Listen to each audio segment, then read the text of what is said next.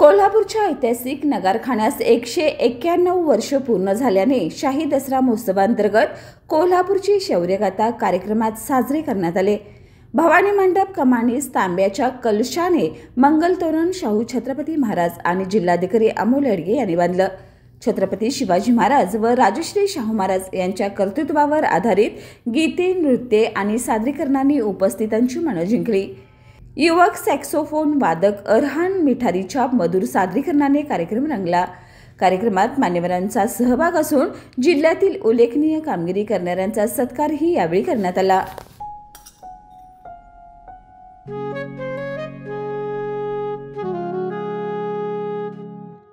बाबा, आज येताना बासुंदी घेऊन या ना। अगं, कालच आपण आईचा वाढदिवस होता म्हणून आणली होती ना। ऐकलं, गोकुळची बासुंदी पुन्हा खावीशी वाटतेय। खरं सांगू, मलाही खावीशी वाटतेय। पुन्हा पुन्हा खावीशी वाटणारी गोकुळ बासुंदी।